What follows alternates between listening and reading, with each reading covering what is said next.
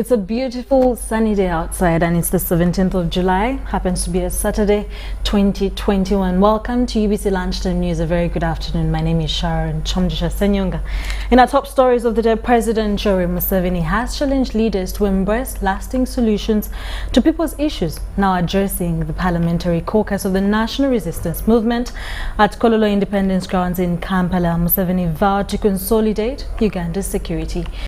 This was during elections for the executive leadership of the NRM Parliamentary Caucus. This has I, Dr. Tango Doi, being the returning officer of the NRM Parliamentary Caucus Executive Committee elections for position of Vice Chairperson, hereby declare the results as follows. This Friday evening declaration of election results in Kololo was a culmination of a day-long exercise by the ruling National Resistance Movement. It was an election for the NRM Parliamentary Caucus leadership. Lillian Abe, the Kitugumu woman member of Parliament, became the General Secretary, while Herbert Kinobere of Kibuku County became Vice Chairperson. Candidate Kinobere Tom Herbert, total number of votes 130, a percentage of 54.9. But behind this attained leadership are challenges that need to be solved to ensure effective service delivery. This is something that NRM party leaders had earlier on alluded to. Under the stewardship of Right Honourable Prime Minister, we shall follow up with ministers to ensure they attend both plenary and committees where they have business. This will enable us to process government business in a timely manner. To me, black is black and white is white. I hate shortcuts. I hate blackmail. I hate cliques. We shall not develop a good party when we promote cliques, blackmail, and undermining people. To emphasize this was party chairman, President Yoweri Museveni. He underscores the need for leaders to prioritize challenges of the masses. The other needs that you as leaders you need to address is the issue of education. The education of the children of the poor. This is part of the problem. Then health, the drugs in the health centers which are being stolen. You have seen how my monitoring unit has been arresting people stealing drugs. There's so much corruption. You as members of parliament, take interest to go to your health centers and check. That's what you are supposed to check in your area. But finally, the most important challenge you have is the issue of household incomes. As elections for party caucus leaders ended, he was optimistic in the capacity of newly elected executive. You have got a very serious problem. Attitude change for your people. You must change the attitude of your people. Because that's where the problem is. For them to understand that you can have a good life from small scale commercial farming with the Chibaro, Chura, Aymar, Otita. This is not a small thing. Also elected was the NRM party flag bearer for East African Legislative Assembly by-elections, where James Kakoza defeated former State Minister for Tourism, Godfrey Kiwanda Subi. This person who died was from Buganda. And among the 6 NRM members in Arusha, none of them is in Uganda. There is somebody who says he's in Uganda, but he's not. He's from Buganda, but not in Uganda. This is Mukasa Mbide. Mbide is a Mnyarwanda, but of Buganda.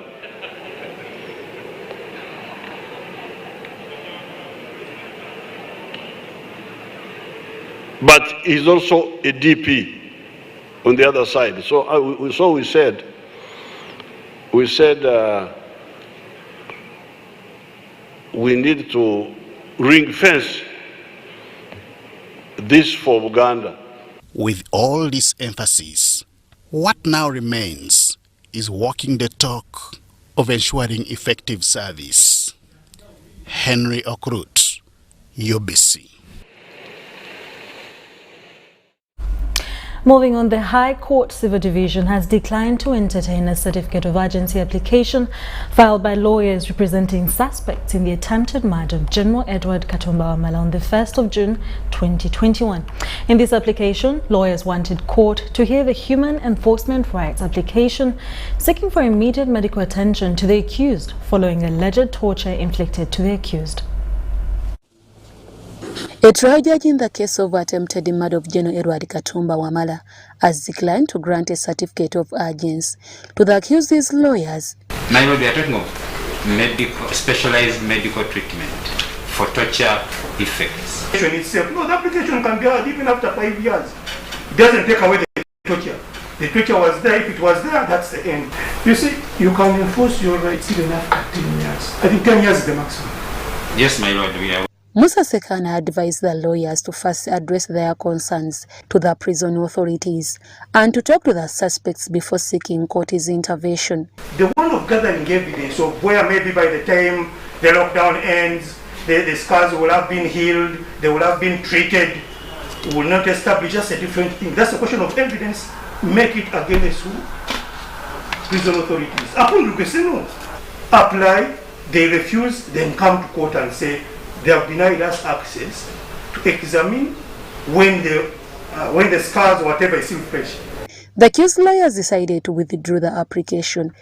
That someone who is sick, whether in prison or not, has a right to their personal doctor, especially when they are building their case, for example, a case of torture. That is why we are going to take the judge's advice and try to access them through the normal procedures of prison. Meanwhile, the Attorney General has produced a post-mortem report of the killed suspects in the attempted murder of General Edward Katumba Wamala. The Attorney General's chambers was represented by Johnson Atwaire, who disclosed that their bodies were picked by relatives. We are going to pursue the rights of those deceased persons because it is obvious another one was beaten. There's actually no evidence of any gunshot. Those are obvious cases of murder, and their rights to life must be enforced through their estates and their families. Those are dead are Mustafa Kawawa, Juma Saidi, Serada Idris. However, Mulago Hospital is still stuck with the body of one Hussein Wahabu Rubama after failing to trace his relatives. But they've named the relatives. They are going to try to get in touch with the relatives and ask them to claim the body. But I know that many of the relatives have chickened out because they may think they are going to follow suit. So some people fear to even go and claim a body. The accused's legal team prayed to court to withdraw the application as it is already overtaken by events. Deborah Namamonde, UBC News. Now, two fishermen identified as Charles Ruhinda and Augustine Byakutaga are on a run of a suspected murder of a UPDF officer during an enforcement patrol in Bugonga landing site on Lake Victoria. Fisheries Protection Unit Political Commissar Major Yerum Hosi says that the fishermen kidnapped the officer, later murdered, and dumped his body along the lake shores. Two fishermen identified as Charles Ruhinda and Augustine Byakutaga are on a run over suspected murder of one UPDF soldier who was on a patrol in around Bugonga landing site on Lake Victoria early this week. The two fishermen are said to have taken advantage of the UPDF soldier that was on patrol alone, kidnapped him and later brutally murdering him. But one soldier had stepped into the other illegal boat to arrest the other one. So as soon as he stepped in, they drove off and went away with him. Since then, they disappeared. It was until yesterday that we realized through information from our networks there that the soldier had been killed. At UPDF officer was real brutal. It was real brutal.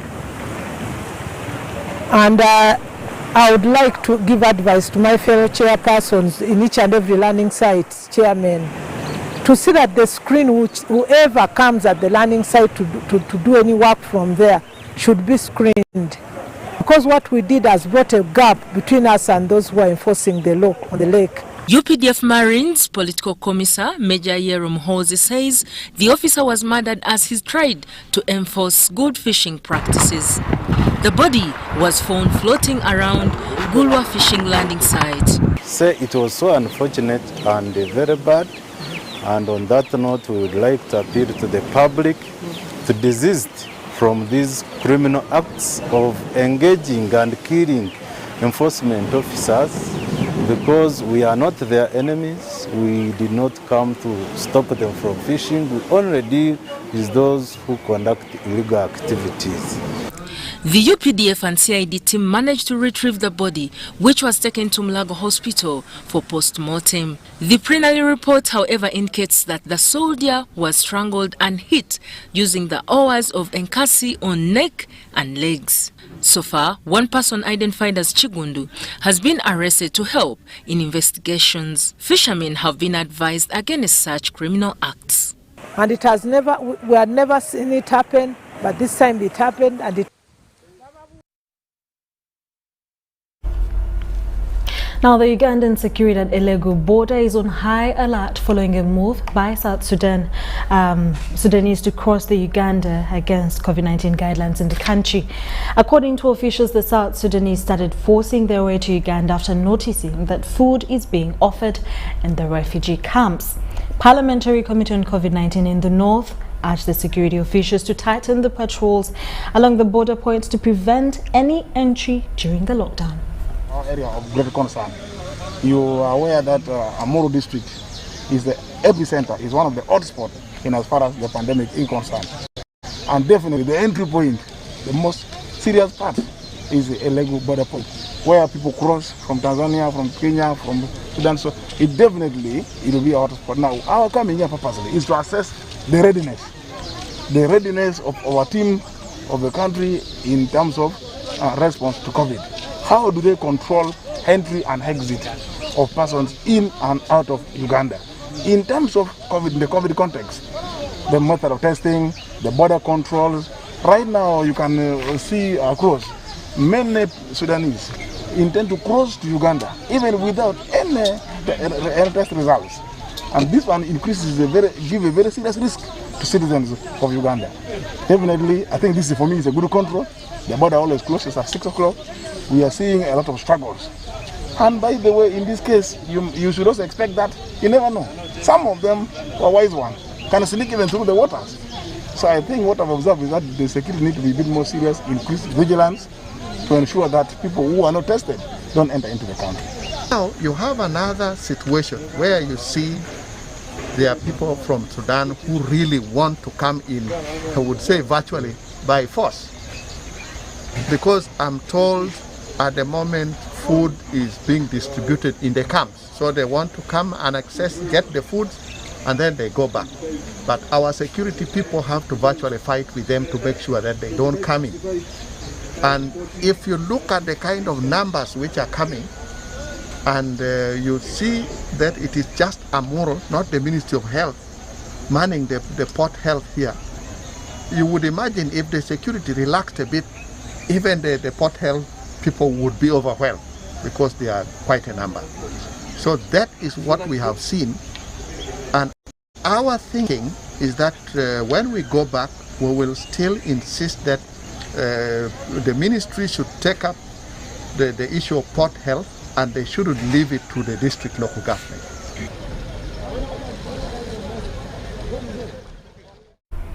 Many schools across the country have not held the usual celebrations following the release of their primary leaving examination results by UNEB.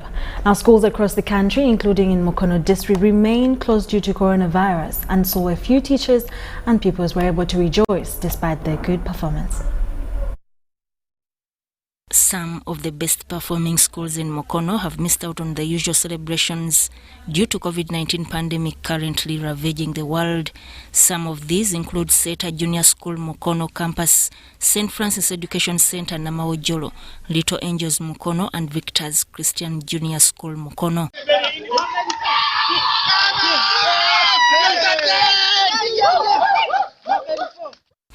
The head teacher, Seta Junior School Mukono, Achiro Agnes, says that although they were affected by the pandemic, e-learning helped them and candidates managed to scoop good grades.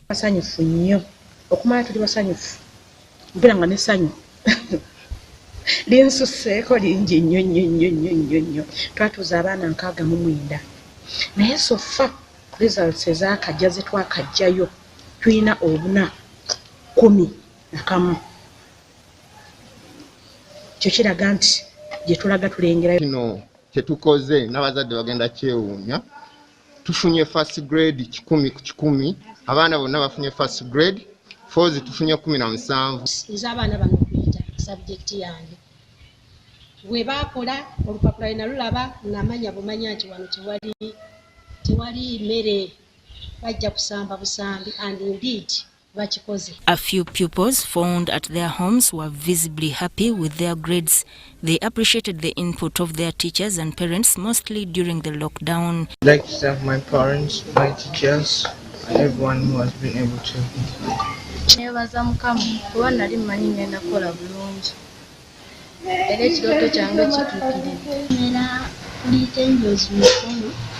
Era nsanyuse nnyo olw'okubanga nafunye buna era olw'okubanga tuli mu muggalo guno gutunyigiriza nnyo naye era nsanyuse.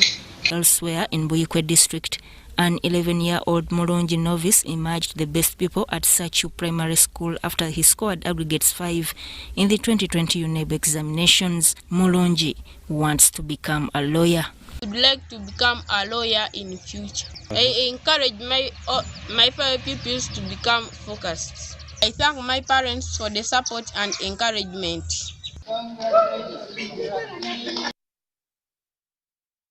So beautiful to see that so many children passed their PLE. Congratulations to all the children, and indeed the sky can never be the limit. We'll take a short commercial break and we'll be back with more news.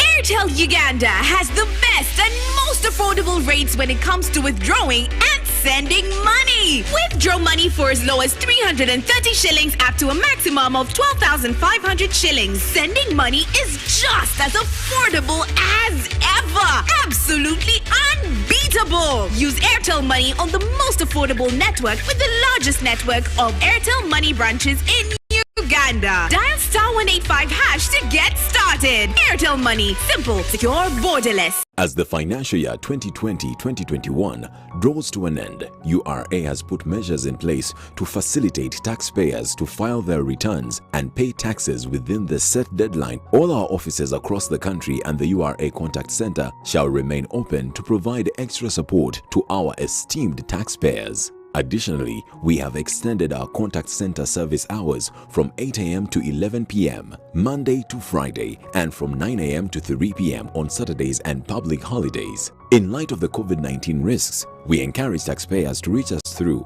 our improved contact center and other online platforms instead of making physical visits to our offices. For online support, please reach us through our toll-free lines 0800 117 000 or 0800 217 000. Email services@ura.go.ug. Website ura.go.ug. Social media Facebook URA page, Twitter @URA Uganda. URA Customs Help Tool help.ura.go.ug/login. URA appreciates all taxpayers who have duly fulfilled their obligations. Stay safe and let us all observe the standard operating procedures to prevent further spread of the COVID-19 virus. Stay safe as we develop Uganda together. Uganda Revenue Authority, developing Uganda together. Man, guess what happened yesterday? I entered the what? the taxi. But the pregnancy is from the what? The generator. Then my phone does toto. And the toothbrush breaks in the what? In the porridge. Then I call who? Wait, what? First wait. I am still telling you. Then the jerrycan does what? Love to talk? MTN My Paka Paka now has more minutes. Get My Paka Paka voice bundles to talk and talk at no extra charge. Dial *160*1# to activate My Paka Paka. Everywhere you go, MTN.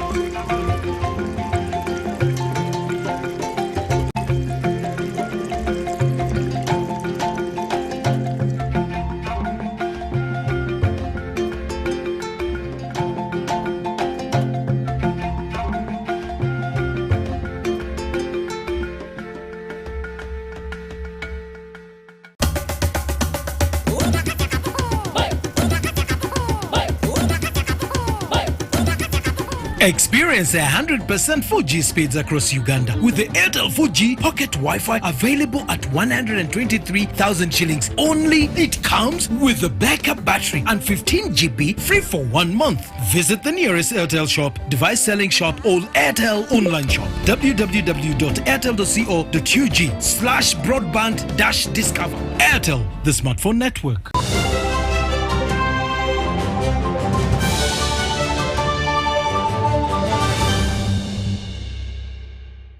You're still watching UBC Lunchtime News.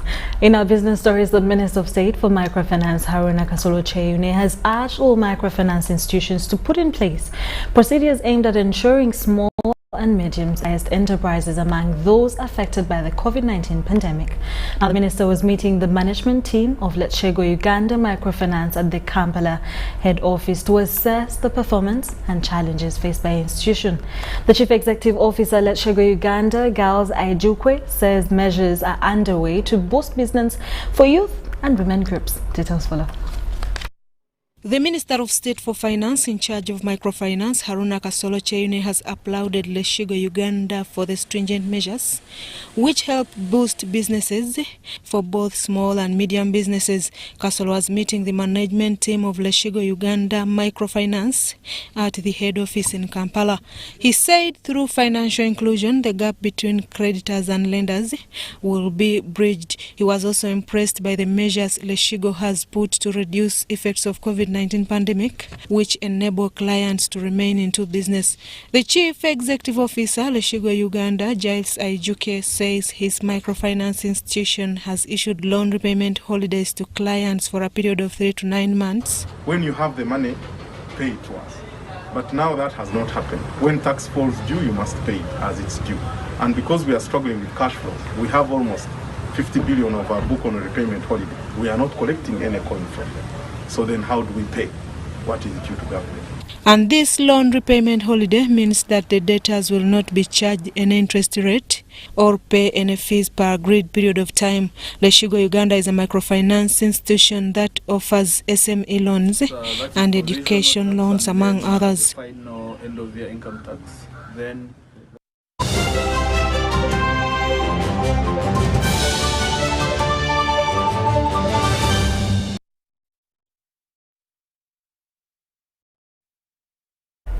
Officers serving under the African Union mission in Somalia and the Somalian National Army have completed a 5-day joint training to enhance the knowledge on the role of civil-military cooperation in peace support operations.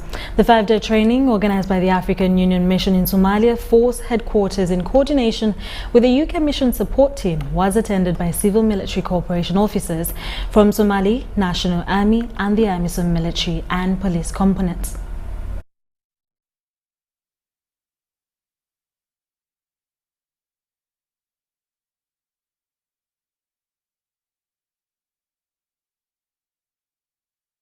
An art of warfare which is used to win the hearts and minds of the civilian population in any conflict area.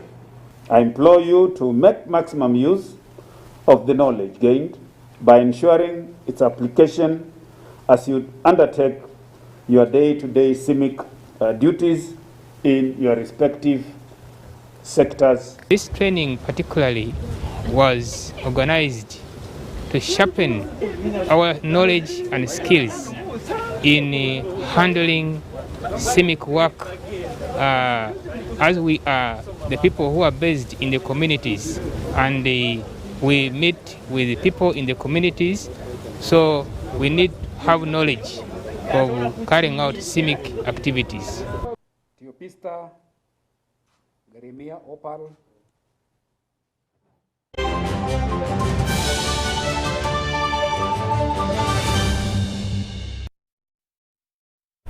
Thank you so much for watching UBC Lunchtime News with me, Sharon, Kyomugisha, Senyonga. Have a lovely afternoon to all the students that passed their PO results. Congratulations once again. The sky is not the limit.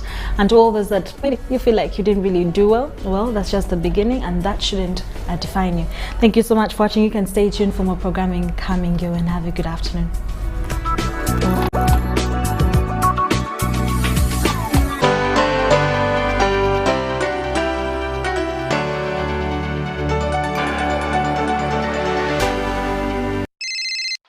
Guess what happened yesterday? I entered the what? The taxi. But the pregnancy is from the what? The generator. Then my phone does toot, and the toothbrush breaks in the what? In the porridge. Then I call who? Wait, what? First wait. I am still telling you. Then the jerrycan